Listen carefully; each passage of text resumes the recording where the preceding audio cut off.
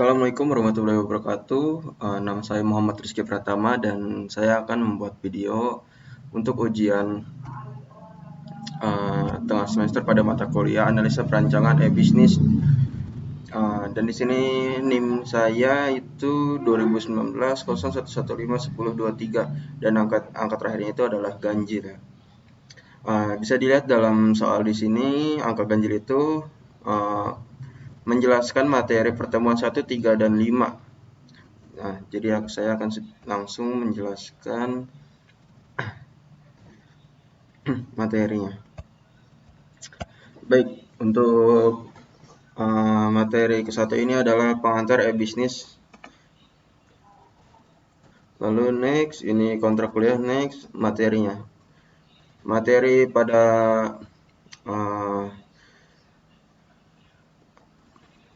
PL e-bisnis ini adalah berdasarkan 1 dasar-dasar e-bisnis dan implementasinya, 2 dasar-dasar e-commerce, 3 infrastruktur e-bisnis, 4 implementasi strategi e-bisnis, 5 manajemen supply chain, manajemen dan implementasinya, 6 e-procurement, lalu yang terakhir yang nomor 7 adalah e-marketing. Oke, next. Perbedaan e-commerce dan e-bisnis itu adalah menurut saya pribadi untuk e-commerce itu berdasarkan perdagangannya atau yang mengatur elektronik perdagangan. Dalam artiannya e-commerce ini kurang lebih artinya itu perdagangan online ya menurut saya. Jadi saya berpikir seperti itu. Lalu untuk e-bisnis ini menurut saya itu yang mengatur dalam jangka panjang seperti citra brand atau kepercayaan konsumennya, lalu kemitraan dan masih banyak lagi, kurang lebih seperti itu. Pengertian e-commerce adalah transaksi perdagangan barang atau jasa via media elektronik. Via media elektronik ini, contohnya via media elektronik ini seperti Shopee, Lazada, Tokopedia, OLX, dan masih banyak lagi.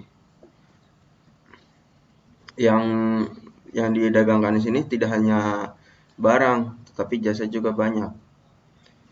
Tidak bisa dipungkiri, sekarang jasa juga bisa ditawarkan melalui media sosial atau media elektronik. Lalu e-commerce ini adalah klasifikasinya ada B2C, business to customer, seperti perusahaan kepada end user atau konsumen. Lalu B2B, business to business, bisa perusahaan kepada perusahaannya, jadi bahan baku dikirim kepada perusahaan yang memproses bahan tersebut. Lalu B2B2C B2B2C itu seperti bahan baku lalu diproses lalu langsung ke customer, kurang lebih seperti itu. Lalu C2C adalah customer to customer, kurang lebih adalah reseller, itu bisa jadi. Lalu bisa juga seperti biasanya anak-anak zaman sekarang itu bisa jasa titip, just tip. Jadi temennya membeli suatu barang lalu dia menjual ke temannya, bisa kurang lebih seperti itu. Lalu mobile commerce adalah transaksi yang menggunakan mobile atau bisa sebut aplikasinya. Lalu business employment adalah menurut saya sih kurang lebih seperti website yang perusahaannya membuat suatu website untuk memudahkan karyawan. Bisa berupa pengajuan cuti atau pengajuan SKD, lalu pengajuan penggantian uang atau reimburse ketika sakit, dan lembur juga bisa, dan masih banyak lagi. Kurang lebih seperti itu untuk business employment. Lalu infrastruktur commerce adalah intranet. Menurut saya intranet dan internet. Lalu intranet itu adalah suatu server yang dibuat khusus pada perusahaan itu dan tidak banyak orang dan hanya orang-orang tertentu yang bisa mengaksesnya karena di dalamnya terdapat file-file penting atau uh, file-file penting file-file penting perusahaan itu. Lalu yang kedua, internet adalah suatu server yang bebas diakses oleh seluruh masyarakat dan menurut saya internet ini adalah kebebasan ya. Jadi seluruh orang memiliki hak yang sama dan di sana adalah suatu server yang bebas. Kurang lebih seperti itu. Lalu ada 5 area pendukung e-commerce. Yang pertama adalah manusia, kedua kebijakan publik, ketiga marketing, keempat layanan pendukung, dan kelima adalah hubungan bisnis. Manusia, saya jelaskan manusia terlebih dahulu. Manusia adalah area pendukungnya seperti yang membuat aplikasi, lalu mitra, lalu customer, lalu yang bekerjanya. Dan manusia di sini untuk area mendukung lebih baik, menurut saya ini customer, karena jika tidak ada customer maka tidak ada e-commerce karena tidak ada yang membelinya. Maka dari itu customer itu menurut saya paling penting ya, karena perusahaan harus membuat sesuai keinginan customer. Maka dari itu diberikan penilaian kepada customer, seberapa bagus aplikasi ini. Lalu kebijakan publik ini kurang lebih seperti aturan-aturan yang berlaku pada negara. Contohnya seperti saya kemarin mencari suatu barang untuk 18+.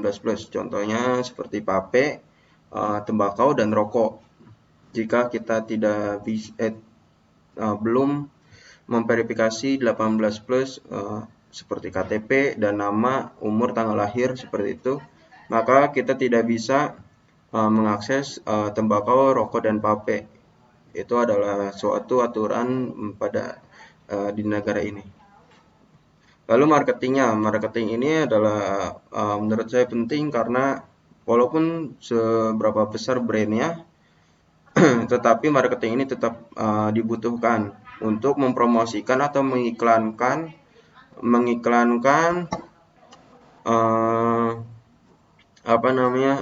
promosi-promosi atau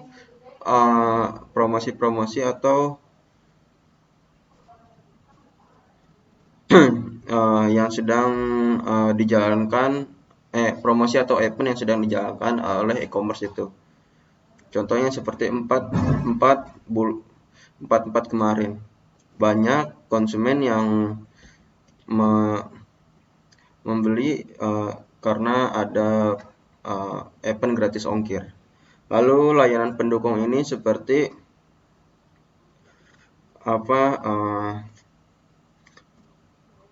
mungkin seperti ini kurang lebihnya.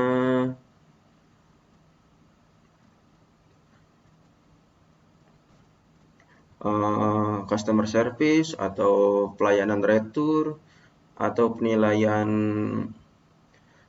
penjual itu bisa itu, atau seperti fitur chatting. Itu layanan pendukung yang sangat penting. Jika tidak ada customer service mungkin konsumen yang masih awam itu mungkin akan kebingungan. Jadi customer service itu penting. Lalu hubungan bisnis ini adalah perusahaan atau platform itu berhubungan baik dengan mitra, lalu mitra berhubungan baik dengan customer. Semua itu saling berkaitan. Lalu next, pengertiannya, kegiatan bisnis secara otomatis atau semi otomatis via sistem elektronik.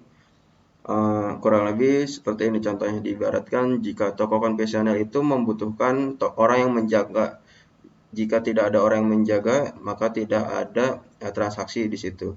Tetapi berbeda dengan e-commerce ini. E-commerce ini, electronic commerce ini atau electronic business ini, jika tidak ada orang yang menjaga, maka tetap akan ada maka transaksi tetap bisa dilakukan. Perusahaan dapat berhubungan dengan sistem pemrosesan data internal dan eksternal secara lebih efisien dan fleksibel. Nah, bisa dikaitkan dengan yang tadi, uh, jika tidak ada yang membalas, mungkin chatting bisa mungkin bot atau robot itu bisa membalas balasan konsumen yang bertanya. Bisa ke chatting penjual atau chatting CS. Dan juga langsung jika terjadi pembayaran, maka akan langsung ada kode pembayarannya tanpa harus menunggu orang yang menjaga. Lalu e-commerce adalah bagian dari e-business. Tidak bisa dipungkiri bahwa e-commerce dan e-business itu saling berkaitan. E-business, supply chain management. Suatu aliran barang, informasi, uang, dan jasa dari melalui para penyalur pabrik-pabrik gudang sampai kepada pelanggan akhir. Jadi supply chain management itu kurang lebihnya seperti bahan baku lalu diproses lalu dijual kepada end user atau pelanggan yang membutuhkan. Komponen supply chain adalah upstream supply chains. Jadi upstream supply chains itu pada materi kurang lebih seperti perusahaan yang menjual bahan baku. Lalu internal supply chain adalah perusahaan yang memproses bahan baku tersebut. Lalu downstream supply chain adalah perusahaan yang mendistribusikan kepada konsumen atau end user pengguna akhir. Dicontohkan mungkin perusahaan motor mungkin ya. Upstreamnya itu di sini adalah perusahaan bahan bakunya seperti besi dan komponen-komponen lain. Lalu internal supply chain-nya di sini adalah perusahaan Yamaha contoh. Oleh Yamaha diproses sampai jadi, lalu downstream-nya di sini adalah dealer yang menjual langsung kepada konsumen. Kurang lebih seperti itu. Tipe dari supply chains adalah membuat persediaan yang terintegrasi, pengisian ulang yang berkelanjutan, lalu build to order, lalu channel assembly. Nah, bisa dilihat di sini adalah build to order ini. Build to order pengisian ulang yang berkelanjutan. Maka akan terus merestock barang, membuat persediaan yang terintegrasi.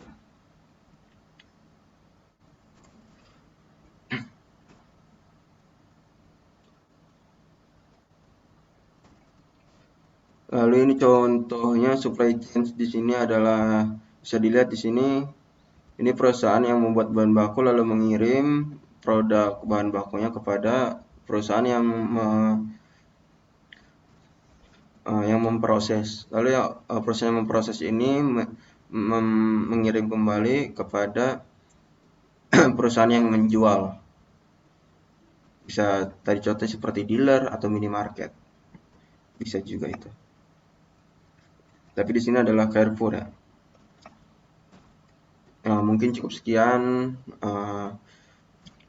video ujian yang sudah saya buat pada materi 1 ini. Mohon maaf apabila ada kekurangan. Terima kasih.